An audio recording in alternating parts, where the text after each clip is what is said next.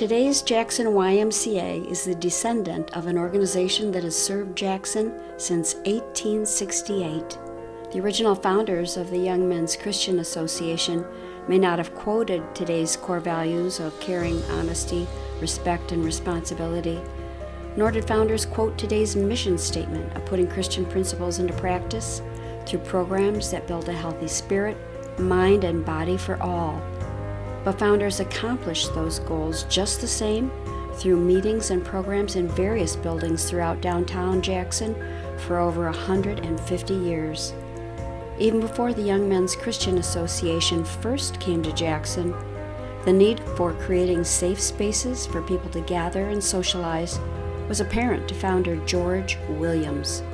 Williams, a farmer turned department store worker in London, wanted to establish places where young men could seek alternatives to the hazards of the streets in industrial England. So in 1844 he established the Young Men's Christian Association, also known as the YMCA. By 1851, Williams' vision had spread to the United States East Coast, and 17 years later, the YMCA reached Jackson. Local newspapers reported that the first officers of the newly formed YMCA were elected on February 4, 1868. The Young Women's Christian Association, or YWCA, was formed a few days later on February 7, 1868. By March of that year, the Y had furnished a meeting room on the second floor of the W.R.&S.C. Reynolds store in today's downtown Jackson. Among local supporters of the Young Association were William Withington, a Civil War hero and successful industrialist, and Melville McGee, a judge whose family participated in the Underground Railroad in Jackson. One of the earliest statements of the organization's mission was published in the March 1868 local paper. Founders said they were committed to, quote, a united Christian effort that set aside all denominational interests in order to alleviate the wants of the poor and the afflicted, and in order to elevate tastes, end quote. The success of this initiative was apparent 1 year later, when the Baptist Church held a service celebrating the accomplishments of the YMCA and YWCA. Achievements included establishing a free reading room, finding local boarding for young men, and finding employment for young women. The organization seemed to ebb and flow over the years, stopping and restarting at various times. In 1876, the local paper reported that a meeting was held to restart the YMCA and elect officers. By 1878, this resurrected group had established a reading room at the intersection of Mill and Liberty Streets, an area which was at the time called the Keystone Block. In addition to reporting on the organization's meetings and officers, newspapers of the 1870s shed light on the organization's social benefits, stating that the YMCA offered, quote, a safe alternative that uplifted the mental, moral, and spiritual advantage for young men who would otherwise be idle in the notorious Keystone Block, end quote. By 1880, the YMCA was having a significant impact on Jackson. It offered reading rooms in 2 different locations, and it held gospel meetings at the Michigan Central Railroad that attracted 300 to 400 people on a regular basis. In a 10-month span, the organization also circulated 15,000 papers, found employment for 21 residents, and aided over 200 families, quote, without regard to race, color, or religious sentiments, end quote. Meetings were held in various places throughout the later 1800s, including the Dwight Building, the Bennett Block, and the Smith Brothers Block, all of which were on the north side of Main Street, which today is West Michigan Avenue. The facility in the Smith Brothers Block was among the largest of the YMCA locations.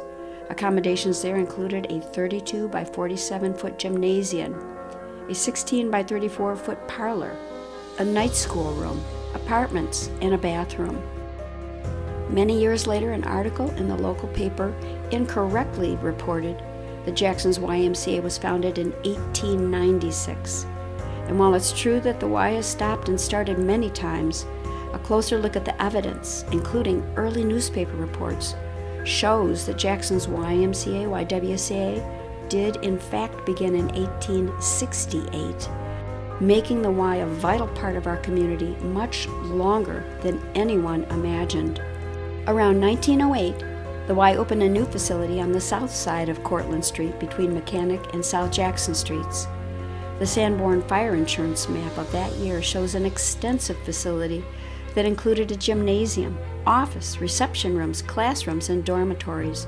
The YWCA met in another downtown location, but both organizations were active and successful.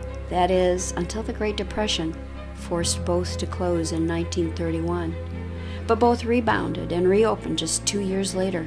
Throughout the 1940s and 1950s, the Y expanded its offerings to include free swim programs, church after-school activities, basketball leagues, hobby and craft classes, just to name a few. During World War II, the local YMCA and YWCA supported our troops in many ways, including offering a site for buying war bonds and providing dormitories for returning servicemen. After an extensive fundraising campaign in the late 1950s, the YMCA built the facility at its current location on 127 West Wesley Street in 1962. Sometime in the 1970s, the YWCA merged into the Wesley Street facility, combining services under one roof. In 2014, the Jackson YMCA expanded again to include the Summit branch on 2151 Ferguson Road, a location that offers specialized classes and programs. Today, the Jackson YMCA serves men, women, and children from infants to seniors. Popular programs for active older adults include aquatic fitness, pickleball, and senior yoga. Popular programs for youth include parent-child swim classes, day camp, and after-school activities. But of course, there are many more programs and members for all ages.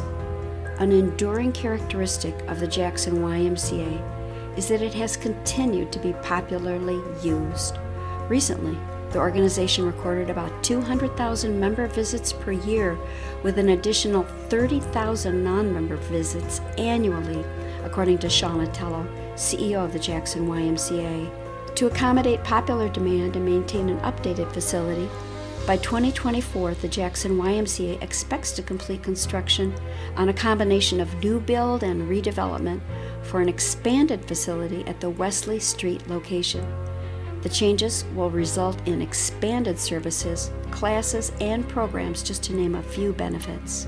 CEO Shauna Tello describes the focus, challenges, and success of the capital campaign in this way, quote, "The Jackson's YMCA capital campaign has focused on stewardship, transparency, long-term sustainability, evolving relevance, and greater impact in the service of people in and around Jackson. We've raised more money for the YMCA capital campaign than any other Y in the state of Michigan. Despite the challenges of fundraising and operating during a pandemic, we have succeeded because we're nimble, adapting our plans, programs, and services to the needs of Jackson, and because our mission remains relevant.